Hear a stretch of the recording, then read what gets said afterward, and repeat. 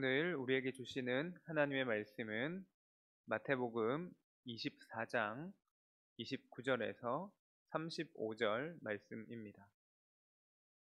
마태복음 24장 29절에서 35절 말씀입니다. 제가 봉독해 드리겠습니다.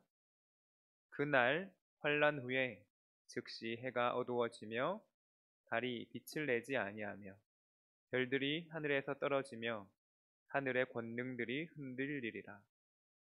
그때에 인자의 징조가 하늘에서 보이겠고 그때에 땅의 모든 족속들이 통곡하며 그들이 인자가 구름을 타고 능력과 큰 영광으로 오는 것을 보리라. 그가 큰 나팔 소리와 함께 천사들을 보내리니 그들이 그의 택하신 자들을 하늘 이 끝에서 저 끝까지 사방에서 모으리라. 무화과 나무의 비유를 배우라. 그 가지가 연하여지고 잎사귀를 내면 여름이 가까운 줄을 아나니 이와 같이 너희도 이 모든 일을 보거든 인자가 가까이 곧 문 앞에 이른 줄 알라. 내가 진실로 너희에게 말하노니 이 세대가 지나가기 전에 이 일이 다 일어나리라. 천지는 없어질지언정 내 말은 없어지지 아니하리라. 아멘. 마태복음 24장의 말씀은 전체적으로 해석이 매우 어려운 말씀입니다. 이 장의 시작은 다가올 예루살렘 성전의 파괴에 대해서 예언하지만 마지막 부분에 가서는 인자의 오심, 그러니까 예수님의 재림에 대한 말씀으로 이어지고 있습니다. 이러한 어려움이 오늘 본문에서 더욱 명확하게 드러납니다. 오늘 본문은 29절에서 31절과 32절에서 35절 이렇게 두 부분으로 나눌 수 있습니다. 먼저 29절의 말씀은 성전 파괴에 대한 예언의 말씀이 나옵니다.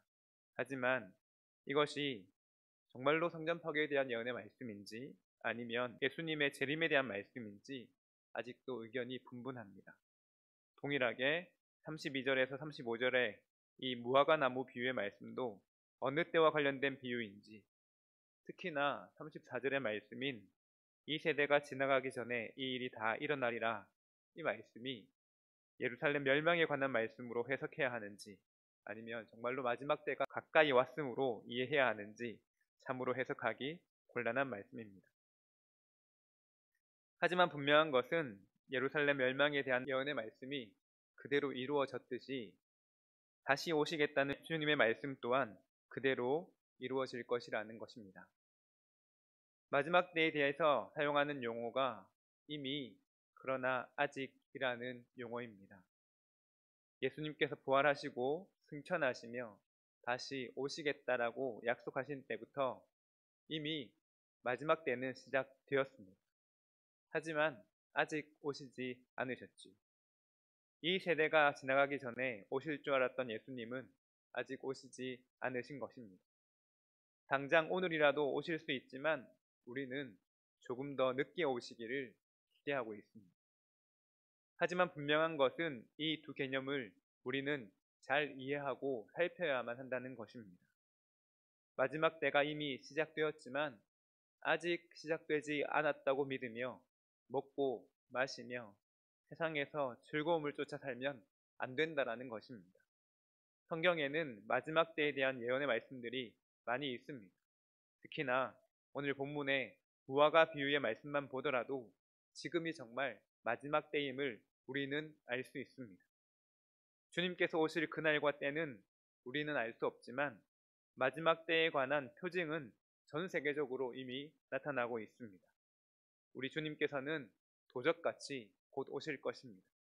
아직 오시지 않았기에 감사하며 우리의 삶을 돌이켜 지혜로운 신부와 같이 깨어 기도하며 주님 오실 날을 잘 준비하고 그리고 기쁨으로 맞이하는 우리의 삶이 될 수 있기를 간절히 소망합니다. 기도하겠습니다. 거룩하신 하나님, 무화과 나무의 잎을 보고 계절의 변화를 준비하듯이 사랑하는 주의 성도들이 주님의 다시 오심을 잘 준비하는 거룩한 신부로 살기를 원합니다. 우리에게 시대를 분별하는 지혜와 계시의 영을 주시고 마지막 때 기쁨으로 주님을 맞이하는 거룩한 백성으로 온전히 서게 하여 주시옵소서. 세상 속에서 쾌락을 쫓지 않고 순결한 모습으로 주님을 기다리는 우리의 삶이 되기를 간절히 소망하오며 감사드리며 예수 그리스도의 이름으로 기도드리옵나이다. 아멘.